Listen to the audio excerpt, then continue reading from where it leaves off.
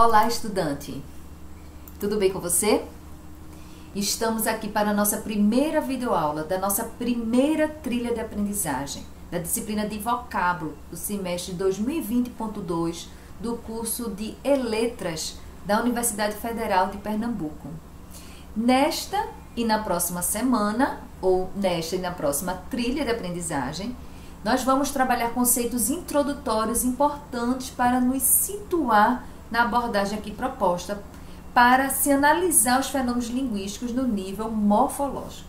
Nosso primeiro texto, introdutório, tratou das concepções de gramática, que muito estão relacionadas às concepções de língua e linguagem, que certamente já foi estudado, vocês já estudaram ao longo da vida acadêmica. Mas, como são concepções muito importantes para a nossa disciplina, são concepções importantes para a nossa atuação docente na sala de aula, nessa primeira trilha eu ainda coloquei duas sugestões de dois vídeos de Círio Pocente, em que ele explica as diferentes concepções de língua e linguagem. Elas aparecem, elas entram na nossa trilha como vídeos, textos complementares, mas eu muito recomendo devido à importância. E concepção de língua está assim, de língua e linguagem está assim com as concepções de gramática. É importante também falar sobre as concepções de linguagem, porque todos nós, eu mais que vocês, porque eu sou um pouquinho mais velha, só em 6 meses, vivenciamos a gramática normativa durante nossa vida escolar inteira. E por isso é muito comum os estudantes chegarem à universidade com a ideia de que gramática é um conjunto de regras, de normas, que distingue o que é certo e o que é errado. Essa é uma visão reduzida de gramática. Ela é preconceituosa e ela não é científica. Um exemplo bobinho para ajudar a entender é quando o biólogo encontra uma planta com a coloração diferente, com um formato de folhagem diferente, do padrão já catalogado, o biólogo não olha para aquela planta e decreta: essa planta está errada. Essa planta não deveria existir, porque ela não estava lá catalogada antes. Pelo contrário, ele considera aquele fenômeno um fato interessante e merecedor de ser descrito, porque ele sai daquilo que já estava catalogado. E quando ele sai da descrição, vai para a explicação, melhor ainda, E por que quando um professor, que normalmente, vamos fazer aqui as devidas isenções aqui, as devidas observações, o professor normalmente não tem uma função científica, ele encontra o fenômeno linguístico e acusa de certo e errado, e defende com unhas e dentes que tal fenômeno não deveria existir, Poxa, ele nem sequer deveria existir, mas ele está lá, ele existe. Ele tem uma existência factual, tem uma existência concreta diante dessa recorrência, da recorrência desse fenômeno. Então, qual a ideia aqui? Precisamos conhecer outras concepções de gramática para nos situar a partir de uma outra abordagem como vamos tratar a morfologia aqui. Uma abordagem descritiva, na maior parte das aulas, mas também uma abordagem gerativa quando a gente falar de formação de palavras. Outro detalhe, antes de começar a falar sobre as concepções de gramática, uma boa parte da terminologia empregada na gramática normativa escolar é a mesma empregada na atividade de descrição, porque partimos da NGB, a nomenclatura gramatical brasileira, a terminologia oficial para tratar dos fenômenos linguísticos e gramaticais. Então, a gente vai trabalhar com a mesma nomenclatura, mas a gente não vai ter uma mesma abordagem, a gente não vai tratar da mesma forma. Bem, vamos à primeira concepção, que segue uma linha temporal de emergência, quando elas surgiram. A gramática normativa está ligada a uma tradição latina de dominação dos povos conquistados por meio da imposição do latim. Era preciso desenvolver uma gramática latina com a ajuda das categorias gregas aristotélicas para impor o latim. Veja-se, historicamente, há uma postura impositiva e até violenta na gramática normativa. A gramática normativa escolar é aquela que prescreve um conjunto de regras extraída da escrita literária do século XIX. Ou seja, um ideal de escrita distante de nós, no tempo e no espaço. No tempo, porque é século XIX. No espaço, por quê? Porque aquela escrita literária da segunda metade do século XIX ainda estava muito presa aos padrões europeus, ao português europeu. Então está distante da gente no tempo e no espaço. Essa concepção de gramática normativa, se insere no campo do certo e do errado. Dentre as regras, se estiver dentro das regras prescritas, ok, está certo. O que está fora, está errado, não deveria nem existir. Veja que aí abre um espaço gigante para o preconceito linguístico, porque acaba desvalorizando a gramática das outras variantes, que normalmente são as variantes que nossos alunos chegam às escolas. A gramática normativa ela é problemática cientificamente, porque constrói uma visão parcial da língua, porque ele desconsidera o uso, os fatos linguísticos. Isso não interessa, ele quer o modelo ideal. E é problemática também pedagogicamente, porque desconsidera a gramática internalizada do aluno, aquela aprendida em sua comunidade, da sua variante linguística. Bem, a segunda concepção de gramática é a histórico-comparativa, que na contramão da anterior, agora no século XIX, pretendia descrever as línguas numa perspectiva histórica, com o intuito de identificar padrões que levassem à protolíngua, uma língua mãe que teria dado origem às demais línguas. Esse interesse surgiu com a percepção de que o sânscrito, uma língua indiana bem antiga, já morta, tinha muitas semelhanças com línguas europeias da época e com o grego e com o latim. Opa, sim, tinha muita semelhança, talvez todas elas descendessem dessa língua em comum de tempos imemoriais. Essa gramática tinha uma perspectiva diacrônica, porque se observava ao longo da história para se identificar regras que conduziriam a essa protolíngua. E ela também tinha uma abordagem comparativa, porque tinha que se observar quais regras coincidiam nessas diferentes línguas que nos apontassem para essa protolíngua. A gramática histórico-comparativa já se encaminhava para uma visão científica, pois era empírica quanto à metodologia, né? Os textos eram analisados, né? Os fatos linguísticos eram analisados, e não se tinha a intenção de prescrever, mas só descrever de forma comparativa. Ou seja, era uma gramática desvinculada de critérios normativistas, que era a gramática normativa, e também de critérios filosóficos, do período em que a linguística era um instrumento para se pensar, né? Se pensava a língua em termos filosóficos, melhor dizendo, é o caminho contrário. Bem, já tinha esse encaminhamento para uma visão científica, mas ciência linguística mesmo, somente com a gramática estrutural ou com o estruturalismo, que se debruçou sobre a descrição do sistema linguístico, que o Saussure chamou de langue, numa perspectiva sincrônica, naquele momento, e como sistema autônomo, diferente, com um objeto próprio diferente das outras áreas do conhecimento, instituindo um objeto de estudo próprio para a linguística. Esse sistema, né, alvo dessa descrição, é um todo articulado e orgânico. Essas partes articuladas, elas são interdependentes e assim o são a partir de regras internas.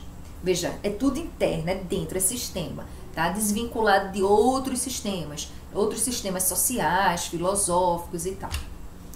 Essa concepção surge no início do século XX com o Saussure na Europa e com Bloomfield nos Estados Unidos. Tinha um caráter descritivista, ele queria descrever, mas ele não explicava, ele não tinha um caráter universalista, ele não queria trazer regras universais. E também ele tinha caráter empirista, porque estava condicionado à experiência. Bem, esse estruturalismo de que eu estou falando, com Bloomfield e o Saussure, era um estruturalismo mais formal, tá? Esse estruturalismo se desenvolve em outros momentos para um estruturalismo funcional. É interessante a gente perceber essa localização, porque no próximo encontro a gente vai falar sobre o funcionalismo, né? O uso linguístico, ou seja, o emprego, né, a observação, o tratamento da língua a partir do seu aspecto funcional. Esse funcionalismo muito nos interessa, porque ele vai nos ajudar a trabalhar da forma como vamos trabalhar os fenômenos morfológicos.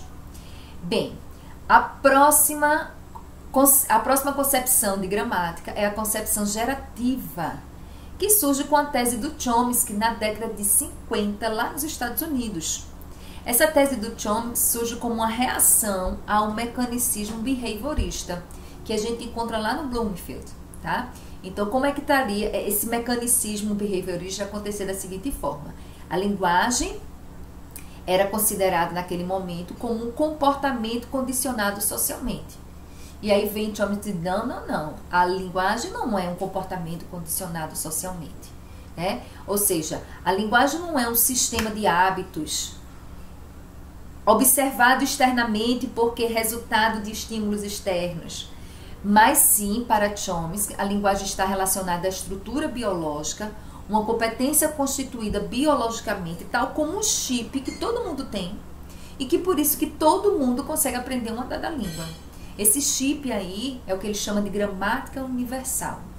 A concepção gerativa da gramática parte do princípio do inatismo, ou seja, uma das características da linguagem humana é a criatividade. A gente cria de forma indefinida sentenças, né? Ele trata mais de sentenças, o gerativismo tem uma pegada mais da sintaxe, mas a gente também pode pensar aqui, como vamos pensar, no processo de construção de palavras. A gente tem um número restrito de regras, de elementos linguísticos, mas nessas diferentes combinações a gente tem um número indefinido de possibilidades de criação de novas palavras. Então, essa criatividade existe, mas ela está ali restringida, constrangida a partir de uma gramática universal. E também existe aqui, nessa concepção gerativa da gramática, um princípio da modularidade. Ou seja, a mente humana é modular, assim como a sintaxe é também um módulo independente. Imagine cada nível de análise linguística, fonologia, morfologia, sintaxe, são módulos que vão se complementando, mas esses módulos não são independentes, né? Eles são interdependentes, porque eles juntos fazem esse todo orgânico. Trata-se aqui de uma concepção formalista, mentalista e racional. Essa concepção, retomando, essa concepção indica que a partir de um número restrito de dados, de forma criativa, podemos criar de forma indefinida palavras e sentenças novas e que nunca foram vistas, ouvidas, lidas antes. A concepção gerativa nos será muito útil para pensar sobre os processos de formação de palavras. Eu acabo trazendo meus exemplos. O gerativismo está na sintaxe, produziu muito na sintaxe, e eu acabo falando muito de morfologia porque é o nosso objetivo. A última concepção de gramática, de que o texto que a gente leu essa semana trata, é a concepção cognitivo-funcional. Essa concepção resgata e combina diferentes aspectos das concepções anteriores. Todas elas, para essa perspectiva, todas elas são parciais, mas combinadas elas têm maior sucesso. Existe um elemento mentalista e criativo do gerativismo, mas também existe um elemento sistemático e funcional do estruturalismo, tá? Várias escolas adotam essa concepção, cognitivismo funcional, cognitivo-funcional, como o funcionalismo, a linguística sociocognitiva, a linguística textual, a sociolinguística, a linguística sociointerativa, entre outras. De forma geral, essa concepção cognitivo-funcionalista, ela amplia para além dos aspectos estruturais da língua. É a percepção de que a estrutura é determinada pela situação comunicativa. É a interação que vai construir essa gramática. Ou seja, a gramática não é vista de forma independente do uso da língua. Ou seja, ela sai de uma visão formal para uma visão funcional. O que é que acontece, segundo essa concepção? Da ritualização emerge a gramática. Ou seja, das práticas de uso da linguagem repetidas, reiteradas, em contextos concretos de língua e tal, se desenvolve uma gramática, um conjunto de regras. Então, uma abordagem sócio-interativa, que é até de corporificação da mente e do pensamento, porque parte desse externo, nesse diálogo, nessa combinação entre interno e externo. É isso, estudante. Eu espero que essa explicação tenha ajudado a leitura do texto, que tenha ampliado a leitura do texto. Eu espero ter conseguido chamar a sua atenção para aspectos ou informações que tenham passado batido. Agora, depois da leitura, depois da videoaula, depois lá do... Eu coloquei para vocês também um infográfico para ajudar. Agora é hora de contribuir para o glossário colaborativo da disciplina e também fazer o formulário. O link do formulário está lá na nossa trilha de aprendizagem. Vamos lá? Algumas pessoas me perguntaram sobre esse glossário. O glossário é colaborativo.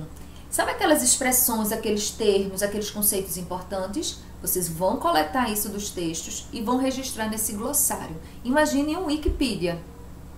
O Wikipedia lá não é colaborativo, cada um vai lá e faz seu registro, a gente aqui também. Só que está reduzido para a nossa sala de aula aqui.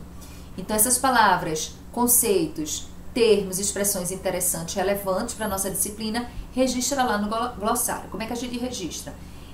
Lá embaixo tem o nome glossário, eu já criei esse espaço de produção.